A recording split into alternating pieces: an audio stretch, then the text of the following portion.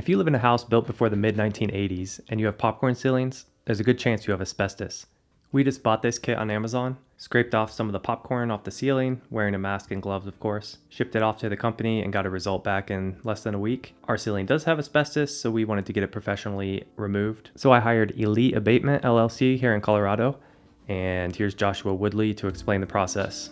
So my name's Joshua Woodley. I've been doing asbestos removal for about 12 years, in business for about 4 years. So this is kind of like the preparation we kind of do. This is our first layer, plastic that we put down in order to save the floor, protect the floor, windows as well. We're gonna be setting up some machines to purify the air, make sure the air quality is good. Preparations is the #1 goal for asbestos removal. Yeah, I feel like if your preparation doesn't look up to par, your work won't be up to par, and we'll be putting walls up, make sure the asbestos isn't being put on the walls. That way it makes the cleanup easier. So how we scrape it off, we have one guy, he will constantly be spraying surfactant into the popcorn ceiling, while 2 other guys are going to be scraping the popcorn ceiling. That keeps the asbestos wet, leaving the asbestos levels down. That way you're not causing high asbestos levels to be in the air. We'll have a series of 4 HEPA filters running in here. We call them negative air machines. Then those negative air machines, what they do, they have a series of, I want to say 5 filters in them, and each one is going to be scrubbing the air and being exhausted out the window. So it would be 5 to 7 days. So I'd say 2 of those days would be preparation, and the 2 out of the 5 days would be removal, and then a day would be detailing the containment, getting everything scrubbed down and washing the containment in preparation for the third-party inspector to come in and do his inspection. So, and then once the inspector comes in, he'll do first a visual test, visually walk around the entire containment, pretty much checking every square inch of the ceiling. And from there, if he passes the visual, he will move on to an air clearance, and that air clearance will test the air quality of the containment to make sure the asbestos is at safe levels for the homeowner to be reintroduced to the home and brought back in and bring their stuff back into the property. This is our finishing product from our abatement process of the asbestos. This is after we completely scraped it, and while we were scraping it, it was with wet hand methods to keep the asbestos low in the air, contaminants low in the air. This is kind of the end result. It was wet wiped multiple times, washed, and then after we did complete our wash and wet wipe, we came down each wall, washed it, and HEPA backed the corners and edges, horizontal surfaces.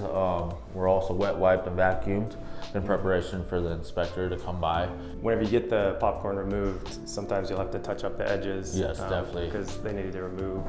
Yeah, sometimes the popcorn is stuffed inside, so sometimes we do have to go in and kind of scrape out the popcorn with little crevice tools, things like that. And also it kind of damage will happen because we're softening the material with the surfactant we're washing down while we're just like little scrapes here and there. Yep, exactly. But it was super while we're smooth. washing down. And then they had some staples in the wall, but they removed those. Yes, You can't really see any holes or anything. Yes, those staples are there because they're to support the plastic, because once the containment is under negative pressure, all that plastic is being pulled inside, pretty much like a vacuum.